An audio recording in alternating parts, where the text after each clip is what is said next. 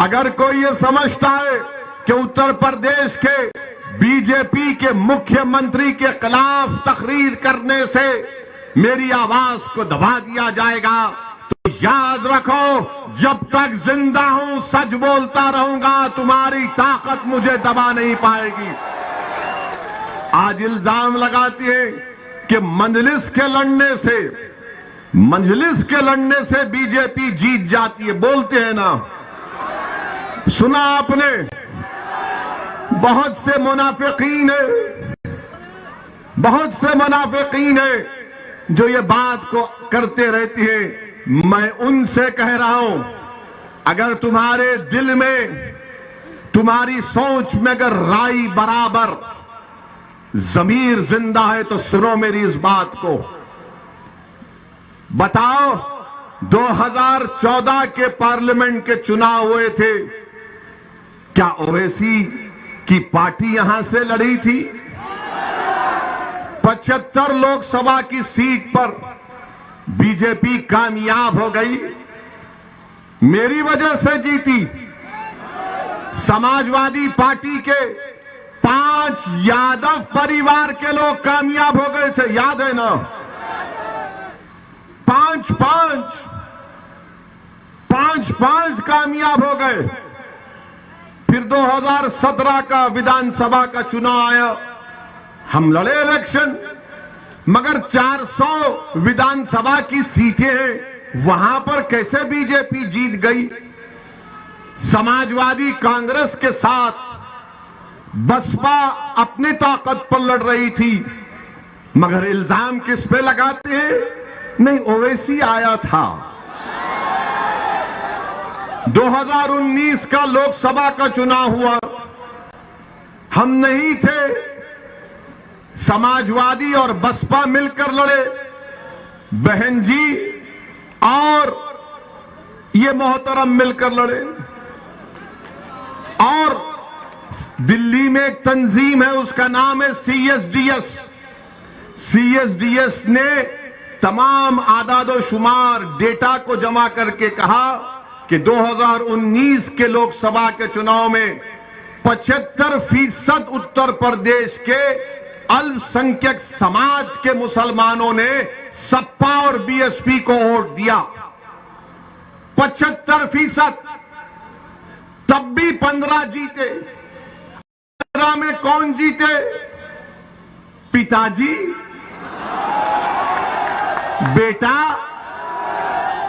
आजम खान, शफीकुर रहमान बर्क साहब और doctor ST Hasan. हम नहीं थे। हमारे क्या अजिन्नात जाकर इनको बोले कि बीजेपी को जिता दो? राहुल गांधी अमेठी हार गए, केरल चले गए, तो कांग्रेसी बोलते ने ओवैसी की वजह से। अब ऐसा हाल हो गया कि अगर हम रास्ते से गाड़ी से चले गए और किसी घर में सपा के या कांग्रेसी के घर में भैंस दूध देने वाली है, सुबह में दूध नहीं दी तो बोलेंगे ओवैसी गया था इसलिए दूध नहीं दे रही है। अब आप इनसे पूछिए कि ओवैसी की वजह से बीजेपी जीत रही है या तुम्हारी नाअहली की वजह से बीजेपी जीत रही है? ये नाअहल है, इन पर एतबार नहीं किया जा सकता। अच्छा, और एक मजलिस की मुखालिफ एक बात करते, मुखालिफीन क्या कहते? अब चुनाव आ गया, अब इनके तमाम ये अहले मुनाफिक फिरते हैं, हर जगह बैठकर जिस तरह शैतान कान में खुसखुस करता है ना, ये शुरू कर दिए अपना खुसखुस। क्या बोलेंगे? जिंदगी मौत का चुनाव है, बोलेंगे ना? बोल रहे हैं ना? ए बेटा, जिंदगी मौत का चुनाव है, गड़बड़ मत कर दियो। अब ये जिंदगी मौत का चुनाव क्या 2002 में नहीं हुआ? ये जिंदगी और मौत का चुनाव 2007 में नहीं हुआ? ये जिंदगी और मौत का चुनाव 2012 में नहीं हुआ? ये जिंदगी और मौत का चुनाव 2017 में नहीं हुआ। अरे बोलने वालों, कितना झूठ बोलोगे? तुम अपना जमीर बेच चुके हो, और जब बोलने वाले बोलते हैं आप मासूम हैं। जब आपको नजर आता है कि भाई जिंदगी और मौत का चुनाव है, तो आप डर कर अपने वोट का इस्तेमाल करते हैं, और फिर उसके बाद हम रोज मरते हैं, रोज जनाजा निकलता है।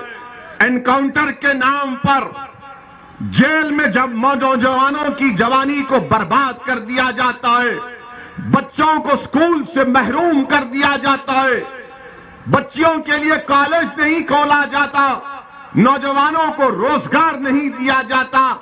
हम रोज मरते हैं, मगर जब चुनाव आता है तो सब कहना शुरू कर देते तोतों की तरह, जिंदगी और मौत का चुनाव है। बताओ, अगर जिंदगी और मौत का चुनाव है तो फिर 2019 में क्या हुआ था, 2017 में क्या हुआ, 2014 में क्या हुआ? बताओ। जो तुम मेरी मुखालिफत करते हो, तुम मुझ पर उंगलियां उठाते हो, क्या क्या इल्जाम तुम मुझ पर लगाते हो, लगाओ, जितने इल्जाम लगाना है लगाओ। मुझे इस दुनिया में अगर अल्लाह इंसाफ नहीं करेगा तो अल्लाह जरूर आखिरत में इंसाफ करेगा, और अल्लाह इंसाफ करने वाला है, इस दुनिया में भी करेगा इंशाअल्लाह ताला। मैं इनसे सिर्फ यही कह रहा हूं, डरो रब्बे करीम से, डरो। याद रखो, अगर तुम्हारे पास कोई प्रूफ है तो लेकर आओ, तुम्हारे पास कोई प्रूफ नहीं है, तुम जब देख लिए कि उत्तर प्रदेश का नौजवान बेदार हो चुका है, उत्तर प्रदेश का नौजवान अब डर कर वोट नहीं देगा, उम्मीद के नाम पर वोट देगा। जब ये पहचान चुके कि हमारी आवाजों को समाजवादी, बसपा और कांग्रेस में दबाया जा रहा है, तो नौजवान चीख मार कर कहता है कि अब हिस्सेदारी की लड़ाई होगी, जिंदा रहेंगे, मरेंगे नहीं अब कभी इंशाअल्लाह ताला। डरो, मगर इन लोगों से कहना चाह रहा हूं, डरो। एक दिन हम सबको जाना है। अगर तुम ये समझ रहे हो कि झूठा इल्जाम लगाने से तुम कुदरत की गिरफ्त से बच जाओगे, तो फिर नुकसान तुम्हारा होगा। मेरे अजीज दोस्तों और बुजुर्गों, ये बात आपको समझने की जरूरत है। मैं जानता हूं ये लड़ाई लंबी रहने वाली है, मैं जानता हूं कि कामयाबी मिलेगी, मगर पूरी कामयाबी के लिए शायद मुझे अपनी जिंदगी और आपके साथ की जरूरत है। अगर आप अपना साथ देंगे, ये लड़ाई मेरे अजीज दोस्तों, मेरे बुजुर्गों, मेरी इज्जतदार मां और बहनों, ये लड़ाई आने वाली नस्ल के अच्छे रोशन मुस्तकबिल की लड़ाई है। ये लड़ाई हिस्सेदारी की लड़ाई है, ये लड़ाई भागीदारी की लड़ाई है, ये लड़ाई दरी नहीं बिछाने की लड़ाई है। मेरे अजीज दोस्तों और बुजुर्गों, इस बात को आपको जहन नशीन कर लेना है। अब दूसरी बात, उत्तर प्रदेश में बीजेपी की सरकार, मजलिस ने भागीदारी परिवर्तन मोर्चा बनाया। हमने तय किया कि बाबू सिंह कुशवाहा, अगर उत्तर प्रदेश की जनता उनको अपने दुआओं से, अपने मोहब्बत से, अपने आशीर्वाद से नवाजेगी, तो बाबू सिंह कुशवाहा इंशाअल्लाह ताला पहले मुख्यमंत्री होंगे भागीदारी परिवर्तन मोर्चा के।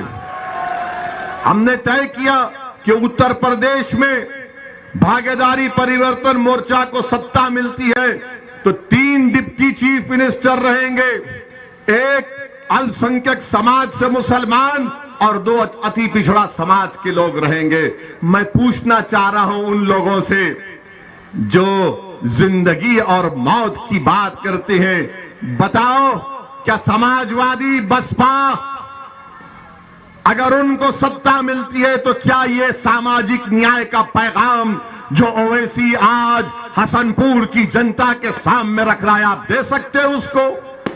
नहीं दे सकते। आप क्या करते हैं कि आप सिर्फ डराना चाहते हैं। मेरे अजीज दोस्तों और बुजुर्गों, आपको मैं ये बताना चाह रहा हूं कि 5 साल बीजेपी की सरकार रही बाबा की, और बाबा ने कुछ नहीं किया। बाबा ने कुछ नहीं किया। बाबा ने कहा था 70 लाख नौकरियां देंगे। आज मैं नौजवान बड़ी तादाद में यहां पर खड़े हैं। मैं आपसे पूछना चाह रहा हूं कि 5-4.5 साल का ज्यादा वक्त हो गया, कितनों को सरकारी नौकरी मिली? हाथ उठाओ। कितनों को नौकरी चाहिए? हाथ उठाओ। बाबा जरा देखो, ये इतने हाथ उठे हुए हैं और ये हाथ ऐसे बटन पर जाएंगे पतंग की निशान पर 14 तारीख को इंशाअल्लाह ताला। आज उत्तर प्रदेश में बेरोजगारी 4% से ज्यादा हो गई।